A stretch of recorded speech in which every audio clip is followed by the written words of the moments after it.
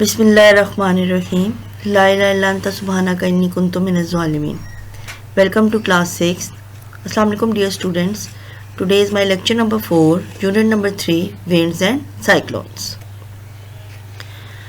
Look at the diagram of the winds, cyclones. This is a cyclonic storm this is a picture taken from the space. Now what is wind? Wind is a moving air. It can range from a gentle breeze of 5 km per hour to the strongest gales of over 200 km per hour. Winds usually blow from one direction at a time, but sometimes they spin round and round in spirals. These are called cyclones or anticyclones.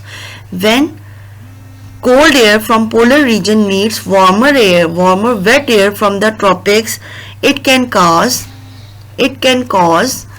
cyclones. Now, what is cyclone? In a cyclone, the winds spin round in an anti-clockwise direction in the northern hemisphere and clockwise in the southern hemisphere. The air pressure on the earth is low. Look at the diagram at the side. The arrow shows the anti-clockwise direction of the wind.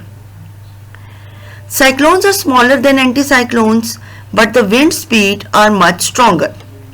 Scientists have calculated that even a medium strength cyclone has the power of 500,000 nuclear bombs. In the center of the cyclone, the wind speed are much less. Cyclone means bad, stormy weather with a lot of rain.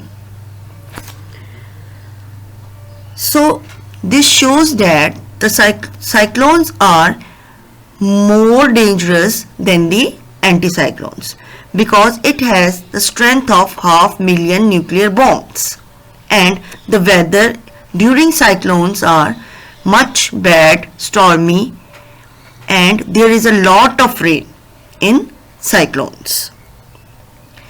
This is a cyclonic wind. Look at the diagram. It shows the cyclone winds. Look at the strength of the wind, how it blows. Then it comes the anticyclones. In an anticyclones, the wind go round in an anti-clockwise direction in the northern hemisphere and opposite direction in the southern hemisphere. As the diagram shows, the arrows in a clockwise direction, they press down on the surface of the earth, creating high pressure. For example, if we screwing a screw into a piece of wood, as you turn the screw clockwise, it passes more and more on the wood. So the air pressure in the center of the earth is more and more. The high pressure of an anticyclone usually means fine, warm and dry weather. Look at the diagram. The man is sitting. It is a anticyclonic wind. So the weather is usually fairly gentle. Then comes the tornado. A tornado over the sea is called a tufan in Arabic, Persian and Urdu. A much smaller but much more violent kind of cyclone is called a tornado or a hurricane. These form over the sea and can only be a few hundred meters across, but wind speed can be as much as 400 to 600 km per hour.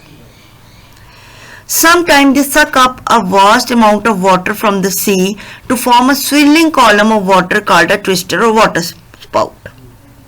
Sometimes it causes tsunamis. A tornado often moves from sea to land where it can do great damage, destroying houses and lifting cars into the air for distance of over a kilometer. In Pakistan, a tornado is called an andhi when it is over land and a tufan over the sea. So students, this is the end of my lecture.